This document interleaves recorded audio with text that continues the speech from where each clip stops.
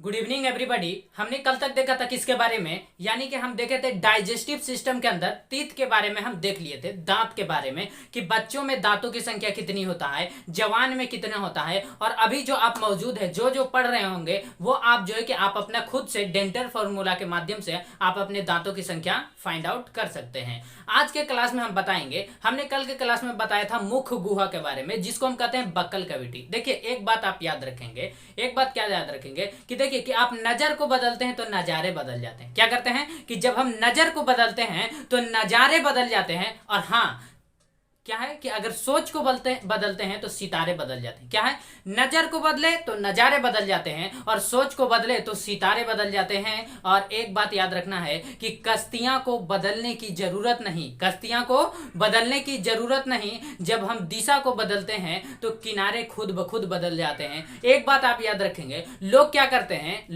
करते हैं कि जैसे देखिए मान लीजिए कि पढ़ाई की तैयारी करते हैं, तो आप तैयारी कर रहे हैं तो आपका अगर पढ़ते वक्त अगर कोई आदमी आ जाता है और आपसे बातचीत करने लगे तो आप उस टाइम कोई काम करने लगिए। आप जो है कि आप पढ़ाई को छोड़ करके आप किसी काम में लग जाइए, ताकि वो जो है कि उस टाइम में बात करें। और नहीं तो आप जो है कि वहां से किसी और जगह पर चले जाइए कि हमको यहां जाना है, वहां जाना है। आप इस तरीके से करें ताकि आपको जो है कि आपको कठिनाई ना हो सके और वो व्यक्ति आपसे खुद चला जाएगा कि हाँ अब ये है ही नहीं तो मैं रह कर क्या करूंगा। तो इसीलिए कहते हैं कि पढ़ाई मन लगा करके कीजिए। और जो है कि हाँ, एक बात आप याद रखेंगे, क्या होता है पढ़ाई में जो है ना कि आप फ्रेंडशिप छोड़ देंगे, पढ़ाई के आगे फ्रेंडशिप नहीं होता है। देखिए फ्रेंडशिप है, फ्रेंडशिप करना अच्छी बात है, लेकिन यह बात है कि अगर फ्रेंडशिप को पढ़ाई से आगे अगर आप उसको रखते हैं तो ये गलत बात है। उसको जो है कि पहले आगे पढ़ाए तब उसके बाद फ्रेंडशिप होगा। क्या होगा? फ्रेंडशिप होगा। तो आप ध्यान से याद रखेंगे। चलिए कल के क्लास में जो हमने पढ़ा था उसको हम रिवीजन कर देते हैं। क्या करते हैं? रिवीजन कर देते हैं। तो देखिए हमने सीखा था कि डेंटल फॉर्मूला, डेंटल फॉर्मूला क्या था आप फटाफट से बताइए। डेंटल,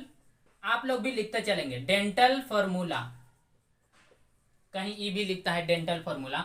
हमने बताया था कि incisor, canine, premolar, molar divided by incisor, canine, premolar, molar. अब बताइए कि अगर पूछा जाएगा कि युवा में, तो युवा में कितना हो जाएगा भाई? युवा में हो जाएगा इंसीजर 2, इंसीजर कितना? 2, केनाइन कितना? 1, केनाइन कितना? 2, 1, प्रीमोलर 2 और मोलर की संख्या 3। क्यों? क्योंकि युवा अवस्था में जब व्यक्ति पहुंचता है तो उसका थर्ड मोलर भी आ जाता है, नीचे में भी सेम होगा। अब बताइए, ये कहेगा कि बताइए कि इसमें दांतों की संख्या तो हमको पता नहीं चल रहा है भैया, ये 1/4 है दांतों की संख्या। क्या कितना है? 1/4 है। हम सबको अगर हम 4 से मल्टीप्लाई कर देंगे तो देखिए कि 4 दूना 8 और 4 एकम 4, 4 दूना 8 और 4 आई 12। आप ऐड करेंगे तो आपका टोटल दांत 32 आएगा। कितना आएगा? 32। तो ये आया। अगर बोला जाता कि बच्चा में, तो आप बच्चा में कैसे निकालते हैं? बच्चा में आप निकालते हैं कि बच्चा में हो जाता है, यानी इंसीजर बच्चा में 2, इंसीजर बच्चा में 2, केनाइन कितना? 1। लेकिन पूछा जाएगा प्रीमोलर, तो प्रीमोलर तो बच्चा में होता ही नहीं है, तो 0। उसके बाद आता है मोलर, उसके बाद क्या आता है? मोलर। तो मोलर बच्चा में 2 ही तो होता है। मोलर जो होता है बच्चा में होता है, लेकिन वो थर्ड मोलर नहीं होता है। नीचे में भी वही होगा 2102। आप इसको अगर निकालेंगे तो 4 दूना 8 प्लस 4 प्लस 0 प्लस 8, यानी कि 8 8 16 4 20।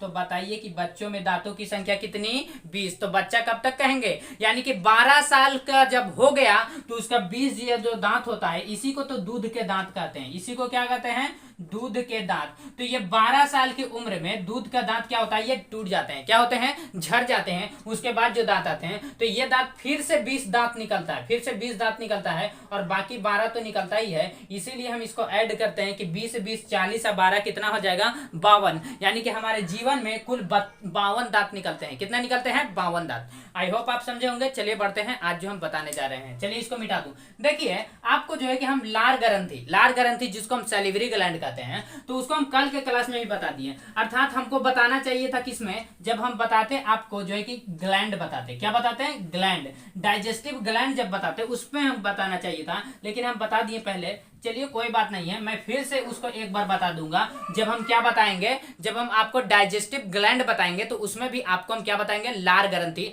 जिसको क्या कहते हैं? पाचक ग्रंथि। लार ग्रंथि जिसको कहते हैं, क्या कहते हैं? लार ग्रंथि, उसको बताएंगे। तो देखिए मैं यहाँ पर हेडिंग डाल देता हूँ, किसके बारे में बताने जा रहे हैं? जिसको हम क्या कहते हैं, देखिए आपने तो है कि किसके बारे में, मुख गुहा आपने देख लिया कि नहीं। हाँ, स्टार्ट कहां से होता है, बक्कल कैविटी, बक्कल कैविटी के बाद ग्रास नली, ओइसोफेगस, ओइसोफेगस, उसके बाद आ जाता है जाकर के कहा, ओइसोफेगस, ग्रास नली, और ग्रास नली के बाद पेट यानी कि अमाशय, क्या है, अमाशय, और अमाशय के बाद कहाँ चला जाता है भोजन, छोटी आंत, स्मॉल इंटेस्टाइन, उसके बाद लार्ज इंटेस्टाइन, और उसके बाद आ जाता है एनस, जिसको हम गुदा कहते हैं, मलाशय कहते हैं। तो ये जो आपने देखा कि पहला आपका था कि बक्कल कैविटी, यानी कि भोजन सबसे पहले बक्कल कैविटी। अब बताइए इसको क्या कहा जाएगा, जब हम भोजन को मुंह में रखते हैं तो उसको कहा जाता है बोलस, क्या कहा जाता है, बोलस। तो मुख में भोजन को बोलस कहा जाता है, क्या कहा जाता है, बोलस। आप याद रखेंगे कि जब भोजन, जैसे हमने क्या किया, कभी कभी क्या करते हैं कि गर्म भोजन हम मुंह में ले लेते हैं, मुंह में गर्म भोजन ले लेते हैं और खाते हैं, तो मुंह में काफी देर तक रखने पड़ता है, आप उसको फेंक भी नहीं सकते हैं और फिर उसको खाना भी है, तो क्या करते हैं कि थोड़ा देर तक मुंह को खोल करके ऐसे करके रखते हैं, और ताकि वो ठंडा हो सके। तो मुंह में जो भोजन होता है ना, उसको बोलस कहते हैं, क्या कहते हैं, बोलस। तो मुंह में भोजन आया, उसको क्या कहेंगे, बोलस। उसके बाद ग्रास नली से क्या होता है कि धीरे धीरे, ग्रास नली से धीरे धीरे नीचे आता है, तो ग्रास नली आप पढ़ चुके हैं, जिसको हम ओइसोफेगस कहते हैं। उसके बाद कहां आता है, अमाशय, उसके बाद क्या आता है, अमाशय, उसके बाद क्या आता है, अमाशय, अमाशय का मतलब पेट, अमाशय मतलब पेट। तो आप बताइए कि पेट का 3 भाग, पेट का कितना भाग, 3 भाग, आपको तीनों याद रखना है। चलिए बताते हैं अमाशय के बारे में। तो बताइए कि मुंह में जब भोजन होगा, यानी कि मुख में जब भोजन होगा, तो उसको क्या कहते हैं, बोलस कहा जाता है, क्या कहा जाता है, बोलस। तो आज हम देखेंगे अमाशय के बारे में, किसके बारे में देखेंगे, अमाशय, जिसको हम स्टोमच कहते हैं। चलिए ध्यान से देखेंगे, स्टोमच का 3 पार्ट, कितना पार्ट, 3 पार्ट। देखिए आपका ये कितना पार्ट हो जाता है, 3 पार्ट। एक होता है कार्डियक, कार्डियक, दूसरा होता है फंडिक, फंडिक, तीसरा होता है पाइलोरिक, पाइलोरिक, अंग्रेजी में भी लिख सकते हैं इसको। तो देखिए नंबर 1 आपका होता है कि फंडिक, ये पेट का भाग है। नंबर 2 आपका आता है फंडिक, पहला कार्डियक दूसरा फंडिक, पहला कार्डियक दूसरा फंडिक, और तीसरा आपका आता है पाइलोरिक, तीसरा क्या आता है, पाइलोरिक। तो पेट में कितने भाग, पेट में कितने भाग, 3 भाग, पेट में 3 भाग। चलिए दिखाते हैं, इसी में एक आता है रूजी, क्या आता है, रूजी आता है। देखिए आप ध्यान से देखेंगे, देखिए मैं पेट का स्ट्रक्चर बनाता हूं, किसका स्ट्रक्चर बनाएंगे, पेट का, ध्यान से देखेंगे।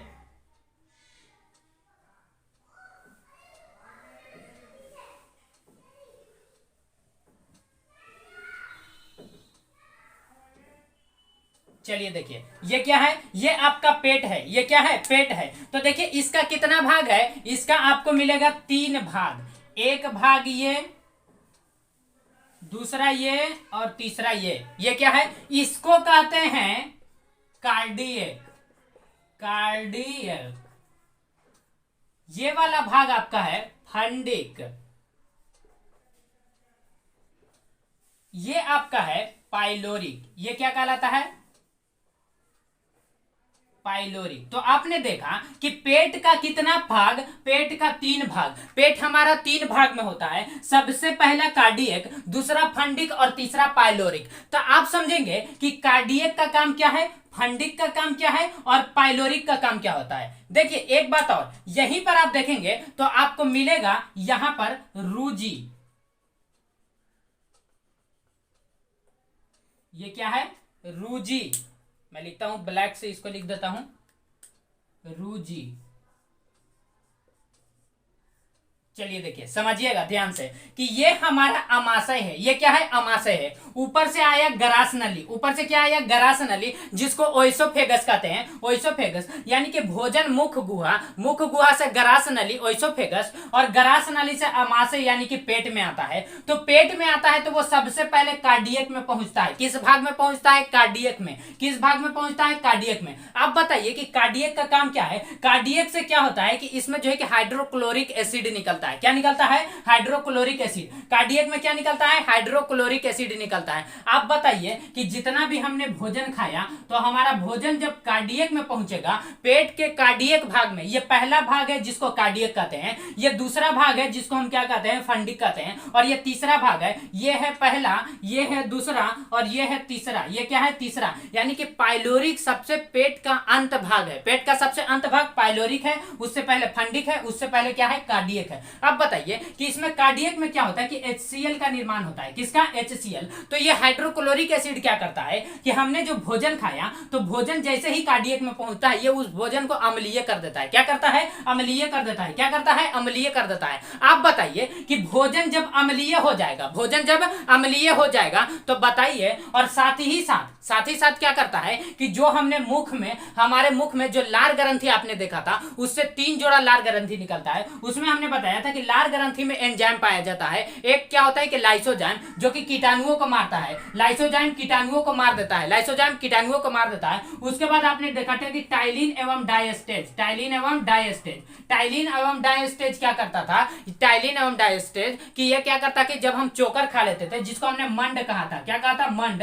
मंड को ये किसमें बदल देता है? शर्करा, यानी कि कार्बोहाइड्रेट में। किसमें? शर्करा में बदल देता है। तो आपने जो देखा कि लाइसोजाइम कीटाणुओं को मार दिया, लाइसोजाइम कीटाणुओं को मार दिया, और ये जो आपने देखा कि ये जो आपका टाइलिन और डायस्टेज, सबसे ज्यादा कौन सा एंजाइम? टाइलिन एंजाइम निकलता है। तो ये टाइलिन और डायस्टेज क्या करता है कि ये मंड को, यानी कि चोकर जो हम खा लेते हैं, आटा खाएं, यानी आटा डायरेक्ट नहीं खाए हैं, आटा के रोटी खाए हैं, तो उसमें आपका क्या आता है? मंड, यानी कि चोकर आ जाता है, और उस चोकर को वो क्या करता है? टाइलिन और डायस्टेज कि उसको शर्करा में बदल देता है, यानी कार्बोहाइड्रेट में बदल देता है। और यही भोजन जैसे ही ग्रास नली से नीचे आता है और ये पेट के पहला भाग में कार्डियक में पहुंचता है, तो ये कार्डियक क्या करता है कि उस भोजन को अम्लीय कर देता है, और साथ ही साथ इसकी जो है कि ये शर्करा शक्ति जो है, ये भोजन में जो है कि शर्करा में बदल दिया था, किसको? कार्बोहाइड्रेट में बदल दिया था, किसको? मंड को। तो ये उसकी शक्ति को खत्म कर देता है। किसकी शक्ति को? यानी कि ये टाइलिन और डायस्टेज, ये टाइलिन की शक्ति को क्या करता है? खत्म कर देता है। कौन?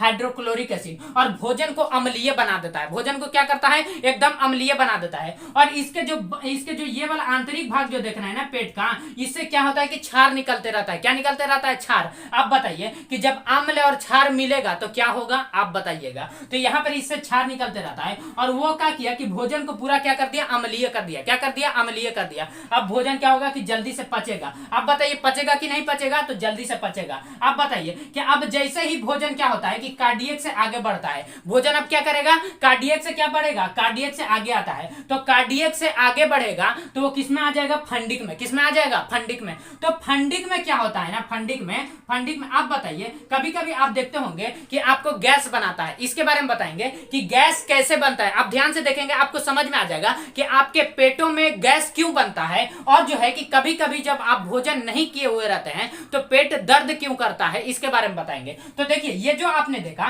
कि भोजन कार्डियक में क्या हो गया कि भोजन हमारा क्या हो गया? अम्लीय हो गया। भोजन कैसा हो गया? अम्लीय हो गया। अब भोजन अम्लीय हो गया तब भोजन अब कहां आवेगा? भोजन अब चल दिया किसमें? फंडिक में। कहां चल दिया? फंडिक में। तो फंडिक में जैसे ही भोजन आता है, फंडिक में जैसे ही भोजन आता है तो इसमें देखिए ये जो आपने रूजी देखा है, ये कांटेनुमा इसका संरचना होता है। कैसा होता है? कांटेनुमा होता है। जैसे आप देखते होंगे कि यह एक वाल है, और इस वाल में हम यदि हम खूंटी कर देते हैं, क्या करते हैं? कील ठोक देते हैं, तो कील जो हमने ठोका है ये क्या हो जाता है? जैसे ये मार्कर मान लीजिए कि यह कील है। क्या है? ये कील का काम कर रहा है। तो ये जो है कि किसी चीज को अगर हम ऊपर से नीचे करेंगे, जैसे मान लीजिए कि एक प्लास्टिक को उड़ाते हैं और इसमें यदि फंस जाएगा तो ये क्या करेगा? उसको रोकने का काम किया कि नहीं? तो ये जो आपने देखा, ये जो आपका रूजी है, ये जो देख रहे हैं कांटेनुमा संरचना, ये पेट के बीचले भाग में, पेट के ठीक बीच भाग में, जिसको हम फंडिक कहते हैं, जिसको हम क्या कहते हैं? फंडिक। फंडिक क्या करता है कि जब हम भोजन नहीं किए रहते हैं, भोजन करते हैं तो कार्डियक से जैसे ही फंडिक में आता है तो भोजन उसमें फंस जाता है।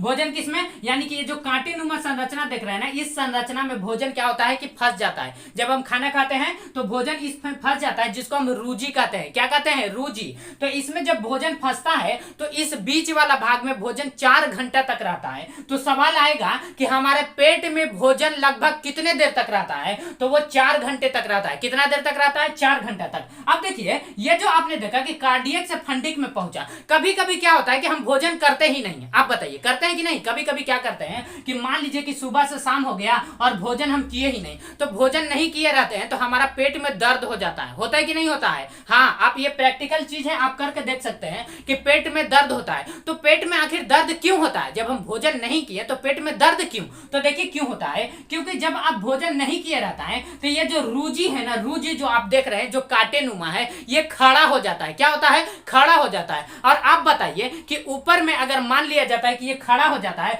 तो आपका पेट हल्का सा अगर सटता है, क्या करता है? सटता है। और ये रूजी यहाँ खड़ा हो गया है, अगर ये सटता है तो वो उसमें टच करता है। क्या करता है? टच करता है, जिसके वजह से हमारे पेट में क्या होता है? दर्द होता है। पेट में क्या होता है? दर्द होता है। पेट में क्या होता है? दर्द होता है। आई होप आप समझ रहे होंगे। इसके बाद देखिए, इसके बाद भोजन जो है ना कि इसमें 4 घंटे तक रहता है। कितना घंटे तक रहता है? 4 घंटे तक। इसके बाद भोजन, देखिए कभी कभी आप कहते होंगे कि पेट में दर्द हो रहा है, पेट में दर्द हो रहा है, तो आपको समझना है कि या तो वो गैस से हो रहा है और या तो उसमें क्या है कि आपने भोजन नहीं किया है, जिसके वजह से आपके पेट के अंदर का ठीक बिचला भाग, जिसको हम रूजी कहते हैं, वो खड़ा हो गया है, जिसके वजह से आपका पेट में दर्द हो रहा है। उसके बाद आप देखते हैं कि इसके बाद भोजन आता है किसमें? फंडिक में। किसमें आता है? सॉरी, पाइलोरिक में आता है। किसमें आता है? पाइलोरिक में। तो आप ध्यान से देखेंगे कि सबसे पहले भोजन आया कार्डियक में। कार्डियक में क्या हुआ कि ये भोजन क्या हो गया? अम्लीय हो गया। क्या हो गया? अम्लीय हो गया। उसके बाद यहाँ आया, भोजन को 4 घंटा रोक दिया, रूजी। उसके बाद आगे बढ़ता है, किसमें आता है? पाइलोरिक में। किसमें आता है? पाइलोरिक।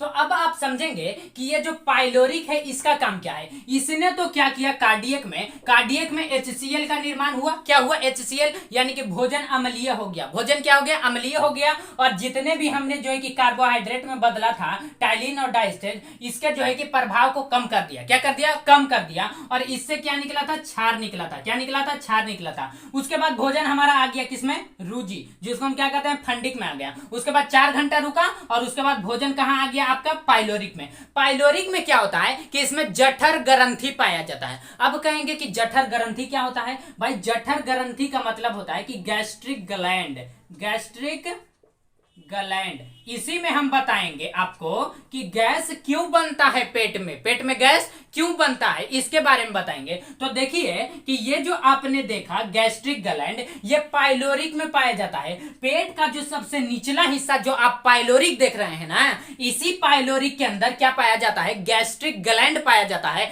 और उसी गैस्ट्रिक ग्लैंड से क्या निकलता है? जूस निकलता है। कौन सा जूस? Gastric juice. अब बताइए, जैसे आप संतरा देखते होंगे तो संतरा के अंदर से क्या निकलता है? संतरा का जूस। मौसम्मी के अंदर से क्या निकलता है? मौसम्मी का जूस। तो ये गैस्ट्रिक ग्लैंड है भैया, तो गैस्ट्रिक ग्लैंड से क्या निकलेगा? गैस्ट्रिक जूस निकलता है। क्या निकलता है? गैस्ट्रिक जूस निकलता है। तो इसके अंदर से निकलता है गैस्ट्रिक जूस। क्या निकलता है? Gastric juice. अब बताइए कि इस गैस्ट्रिक जूस निकलता है जिसको हम जठर रस कहते हैं। क्या कहते हैं? जठर रस। तो आप बताइए कि जठर ग्रंथि से निकला जठर रस, जठर ग्रंथि से क्या निकला? जठर रस। यानी कि गैस्ट्रिक ग्लैंड से गैस्ट्रिक जूस निकला। गैस्ट्रिक ग्लैंड से क्या निकला? Gastric juice. ये पेट के सबसे लास्ट वाले भाग में निकलता है, जिसको हम पाइलोरिक कहते हैं। क्या कहते हैं? पाइलोरिक। तो पाइलोरिक में गैस्ट्रिक ग्लैंड से गैस्ट्रिक जूस निकला। क्या निकला? गैस्ट्रिक ग्लैंड से गैस्ट्रिक जूस निकला। आप बताइए कि इसी गैस्ट्रिक जूस में, इसी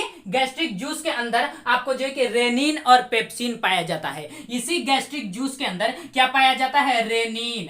क्या पाया जाता है? रेनिन तथा पेप्सिन। अब कहिएगा कि इसका काम क्या है? भैया समझिए कि ये जो आप देख रहे हैं रेनिन तथा पेप्सिन, क्या है? पेप्सिन। ध्यान से देखेंगे तो देखिए ये जो आपने देखा कि हमारा पाइलोरिक पेट का जो सबसे लास्ट का भाग है, सबसे अंत भाग है, उसमें क्या होता है कि गैस्ट्रिक ग्लैंड पाया जाता है। क्या पाया जाता है? Gastric gland. और उसी गैस्ट्रिक ग्लैंड में गैस्ट्रिक जूस पाया जाता है। और उसी गैस्ट्रिक जूस के अंदर, यानी कि गैस्ट्रिक जूस के अंदर, जिसको हम क्या कहते हैं? जठर रस। और इसी जठर रस में क्या होता है कि रेनिन तथा पेप्सिन पाया जाता है। आप बताइए कभी कभी क्या होता है कि आपका पेट का सबसे लास्ट का भाग, जिसको पाइलोरिक आप समझ रहे हैं ना, ये कामें करना बंद कर देता है। ये पाइलोरिक क्या करता है कि ये जठर ग्रंथि, यानी जठर ग्रंथि बनाइए बनइबे नहीं करता है। अब बताइए कि जठर ग्रंथि नहीं होगा तो जठर रस नहीं निकलेगा, और जठर रस नहीं निकलेगा तो रेनिन पेप्सिन कोई काम में नहीं करेगा। क्या होता है, तो इसी कारण से कि कभी कभी आप क्या करते होंगे कि आप देखते होंगे कि आपका पेट का आपको पता नहीं चलता है, लेकिन आप जान लीजिए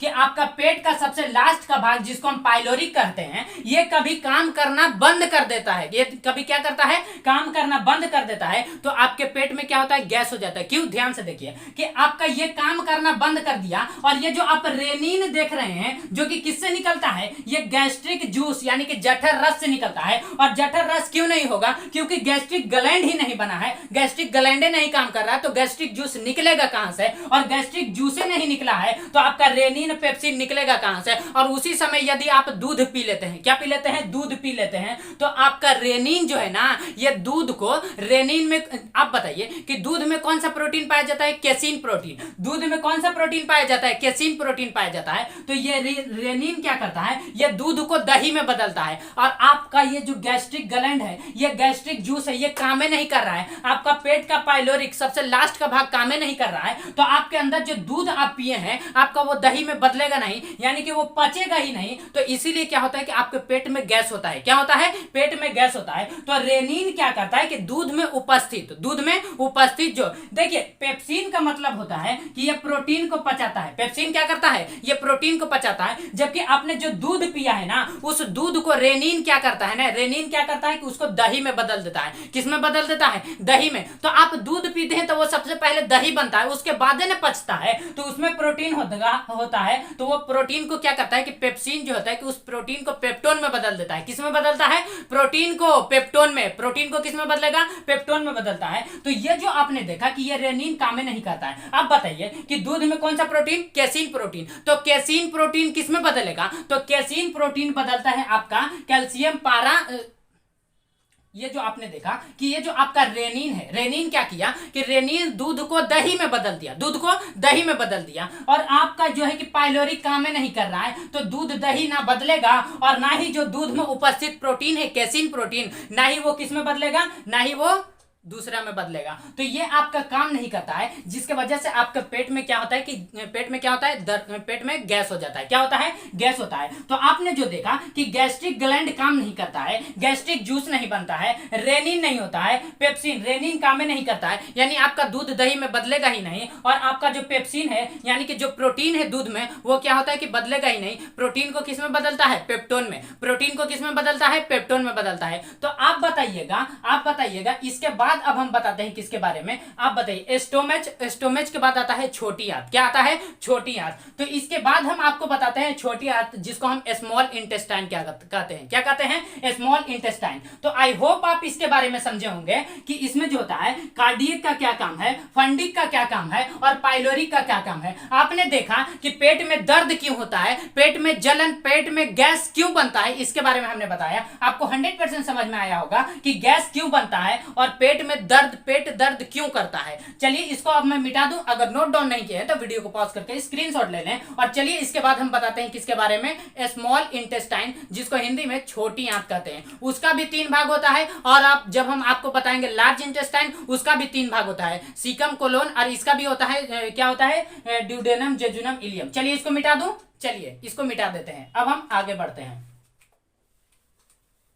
चलिए ध्यान से देखेंगे। अब क्या आता है, स्मॉल इंटेस्टाइन, जिसको छोटी आंत कहते हैं। क्या कहते हैं, छोटी आंत। अब बताइए कि आहार नाल की कुल लंबाई कितनी है, 32 फीट। आहार नाल की कुल लंबाई 32 फीट। सवाल अगर आपसे कोई पूछ देगा कि ग्रास नली की कुल लंबाई 15 सेंटीमीटर, ग्रास नली की कुल लंबाई 15 सेंटीमीटर, आहार नाल की कुल लंबाई 32 फीट। कितना होता है, 32 फीट। समझ रहे हैं, 32 फीट यहीं पे है, बहुत लंबी होती है। चलिए बताते हैं किसके बारे में, स्मॉल इंटेस्टाइन, जिसको हम कहते हैं छोटी आंत,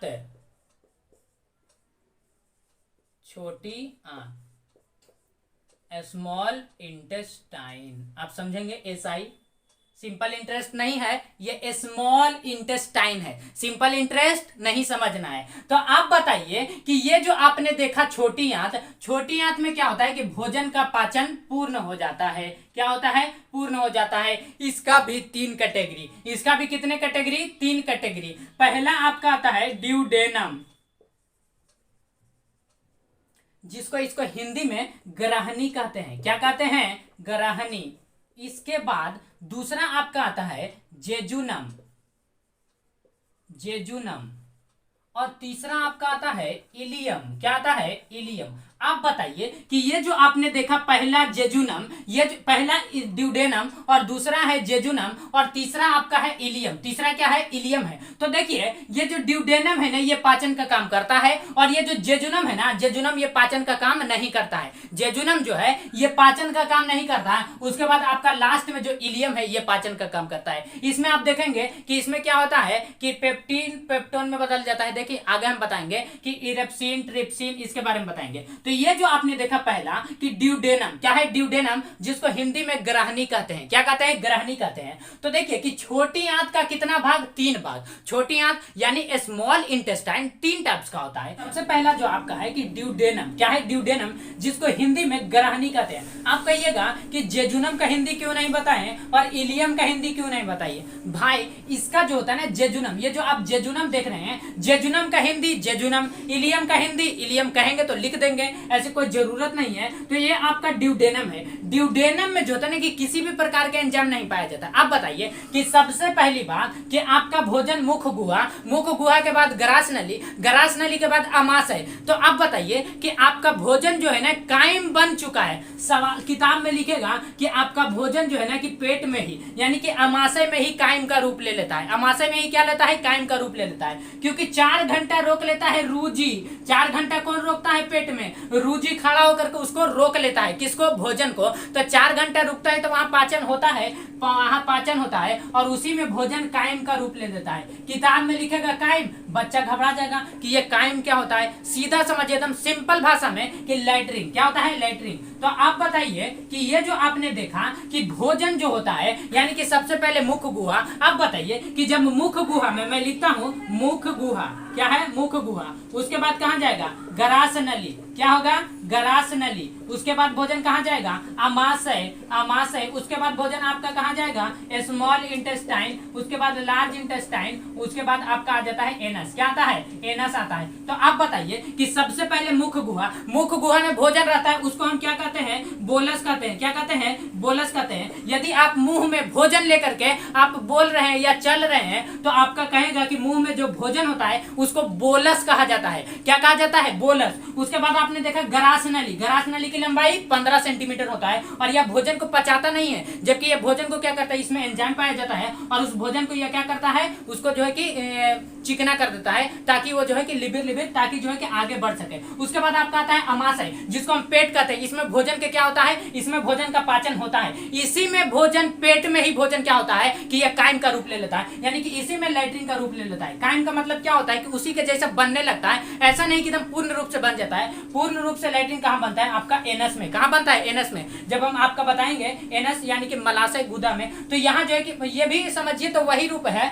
तो ये जो आप होता है कायम, जिसको हम लैट्रिन का रूप कहते हैं। इसके बाद क्या होता है कि ये जो आपने देखा, ये आप देख रहे हैं कि ये क्या है? स्मॉल इंटेस्टाइन, जिसको हम अभी बता रहे हैं कि इसके बाद भोजन आता है, यानी कि जैसे ही भोजन ड्यूडेनम में पहुंचता है, ये छोटी आंत का सबसे पहला भाग है, दूसरा भाग जेजुनम, तीसरा भाग इलियम। जेजुनम में पहुंचता है तो भोजन कायम, कायम का रूप रहता है। किसका रूप रहता है? कायम का रूप रहता है। अब बताइए कि लैट्रिन जो होता है ना उसका रंग देखते हैं ना पीला, तो लैट्रिन का पीला रंग किसके कारण होता है? तो आप देखेंगे लैट्रिन का पीला रंग किसके कारण होता है, इसके बारे में भी बताएंगे किसके कारण होता है। इसमें बिलोरबीन पाया जाता है। क्या होता है? बिलुरबीन, बिलुरबीन।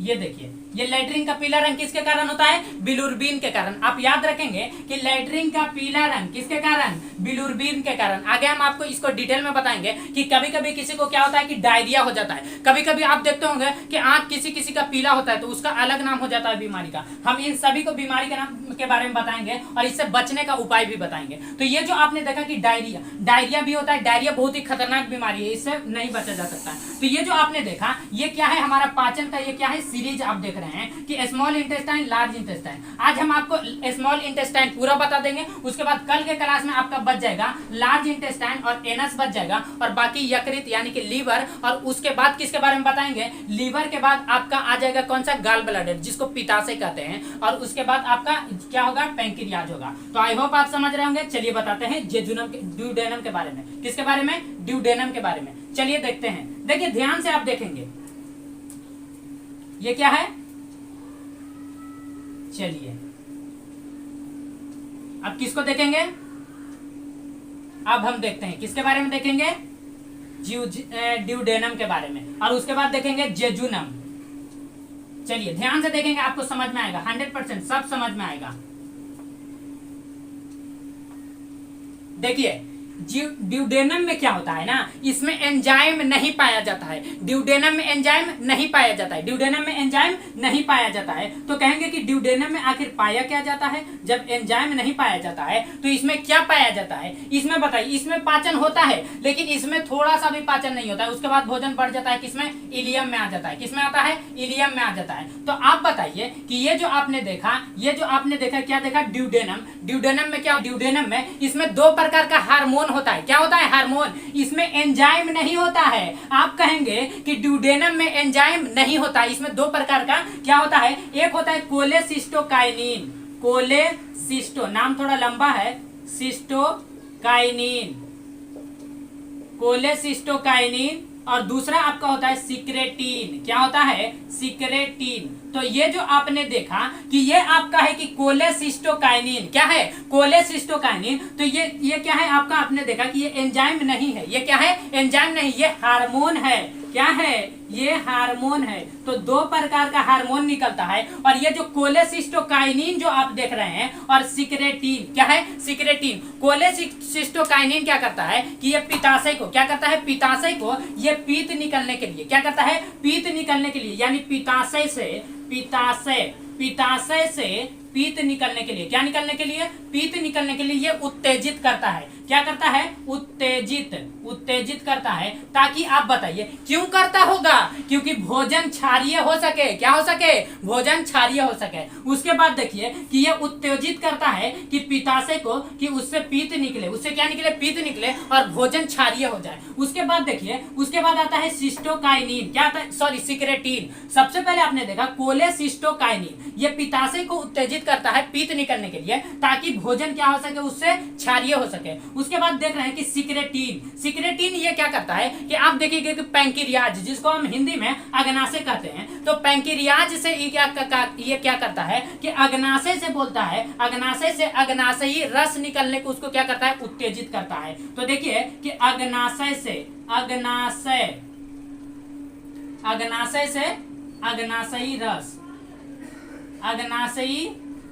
रस क्या है? अग्नाशयी रस। तो आप बताइए इसको क्या कहते हैं? एनस। इसको क्या कहते हैं? एनस कहते हैं। यानी इसी को हम एनस जूस कह सकते हैं कि नहीं? कह सकते हैं। तो पहला कोलेसिस्टोकाइनिन पित्ताशय से पीत निकलने को उत्तेजित करता है। दूसरा अग्नाशय से अग्नाशयी रस निकलने को क्या करता है? उत्तेजित करता है, ताकि भोजन सरलता से पच सके। क्या है? ताकि भोजन सरलता से पच सके। ताकि भोजन क्या हो सके? सरलता से पच सके। इसके बाद देखिए हम कल के क्लास में जो आपको बताएंगे अग्नाशय के बारे में बताएंगे कि अग्नाशय जो होता है ना, ये मेनली दो टाइप का, कितने टाइप का? दो टाइप का। एक पाचन का काम करता है जिसको एक्सोक्राइन कहते हैं, और दूसरा जो इंडोक्राइन होता है वो क्या करता है कि आप शुगर जो होता है ना उसको देख रेख करता है। तो ये आप देखिए। अब इसके बाद आप देखेंगे सेकंड नंबर, लेकिन इसी में आप देखेंगे कि इसके अंदर एंजाइम पाया जाता है। कितने टाइप्स का? 3 टाइप्स का।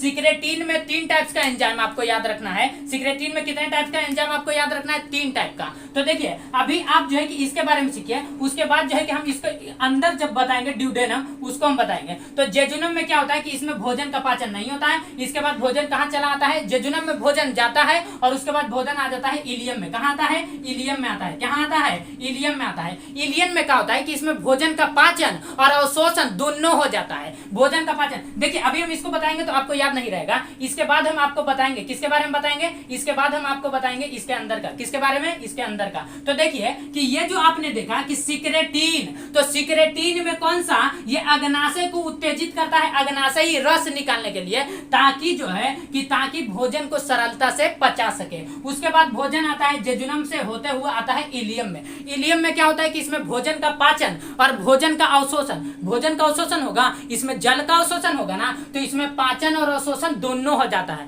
पाचन और अवशोषण क्या होता है? दोनों हो जाता है। पाचन और अवशोषण क्या होता है? दोनों होता है। किसमें? इलियम में। किसमें होता है? इलियम में। तो आप समझिए कि इसके अंदर भी जो है ना कि एंजाइम होता है कि नहीं होता है, इसके अंदर एंजाइम होता है कि नहीं होता। तो ध्यान से देखेंगे, इसके बाद जो है हम कल के क्लास में आपको बताएंगे लार्ज इंटेस्टाइन के बारे में। तो ये जो आपने देखा पहला, इसमें क्या होता है कि प्रोटीन पेप्टोन में आप देखेंगे कि सुक्रेज सुक्रोज में बदल जाता है, माल्टेज माल्टोज में बदल जाता है, इसी में होता है। ये सारी क्रिया इलियम में होता है। किसमें होता है? इलियम में होता है। ये सारी क्रिया किसमें होता है? इलियम में। देखेंगे, आप देखेंगे कि इरेप्सिन क्या आता है, एक इरेप्सिन आता है। तो ये इरेप्सिन क्या करता है? इरेप्सिन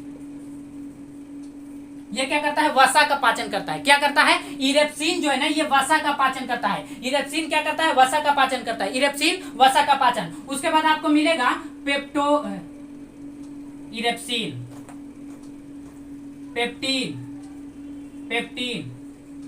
ये क्या करता है कि प्रोटीन को पचाता है। ये क्या करता है? पेप्टोन कहिए या पेप्टीन कहिए, आप बात सेम है। तो ये क्या करता है कि प्रोटीन को पचाता है। उसके बाद आपका आता है ग्लूकेज